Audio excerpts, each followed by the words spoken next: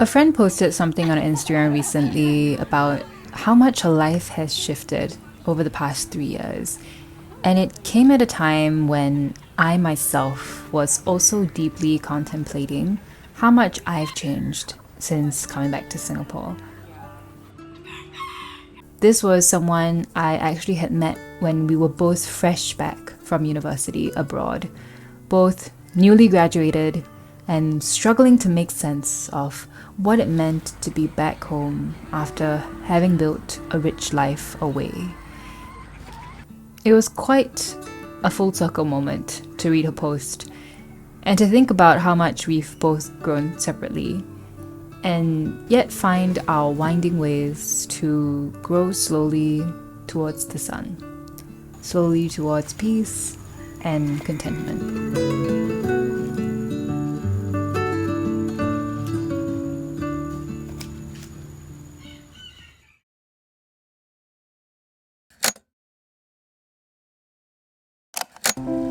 I am looking forward to the day that I can look back at this stage, this phase of my life, and be proud of the ways that I handled my challenges. If you are feeling like a disappointment, if you are dealing with your own insecurities and lack of confidence, I hope that you can hold on to the hope that things will get better too. And more importantly, hold on to that belief that you are strong enough to weather whatever storm comes your way. And I think if you can hold on to that, then we're gonna be alright.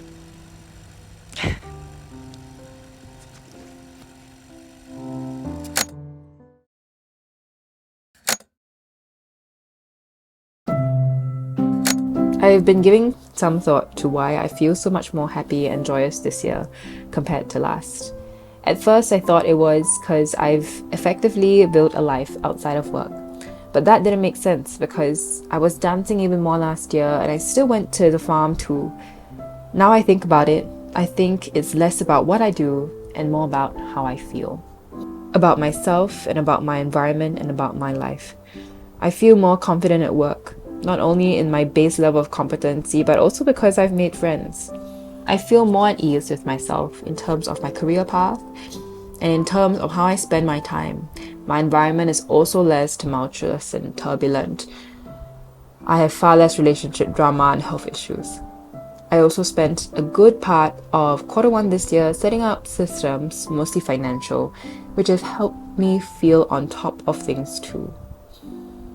Not sure how long this will last because life will always have its seasons, but I'm thankful that I've gotten to this place of emotional equilibrium after such a long struggle.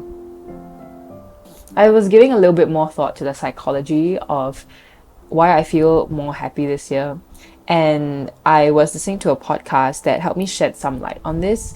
So one of the insights that I got from this podcast episode were the 6 traits of psychological well-being. So psychological well-being consists of 6 elements. Firstly, self-acceptance. Secondly, positive relationships with others.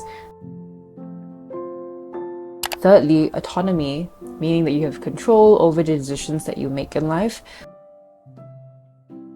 Fourthly, environmental mastery, which means that you're able to control or manipulate the environment that you're in ways that are most conducive to your well-being. Fifth, a feeling of purpose and meaning in life. And sixth, personal growth and development. When I was thinking about my life this year versus last year through this lens, I realized that self-acceptance, environmental mastery, and a feeling of purpose and meaning in life were quite low last year.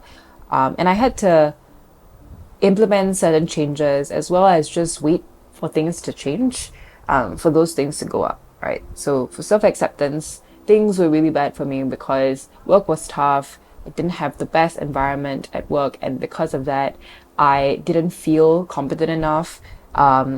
And I think my self-talk was just really negative a lot of last year.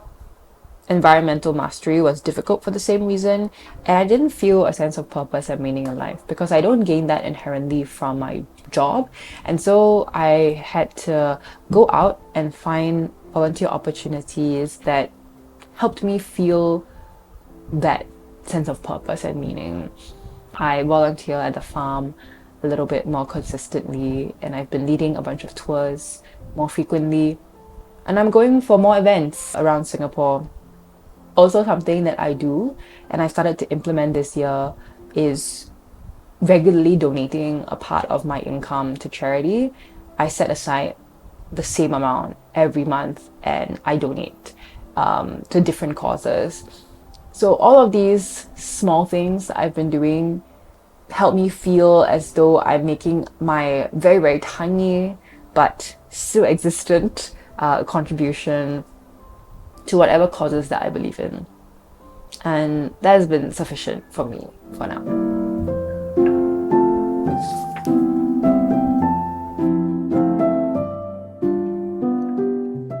Thank you so much for joining me on this little mid-year check-in. It's been a couple months since I posted because it's been a hectic, although fulfilling year, and so I just wanted to check back in and say hi, and also wish you guys all the best for the next couple months of 2024. I hope that everything has gone well for you so far, and if not, I hope you remember that the darker chapters of our lives are just as necessary and important as the brighter ones. Sending all my love, and I will see you in my next video coming real soon. The commoners, they don't understand. Is it rolling? Rolling. Wow!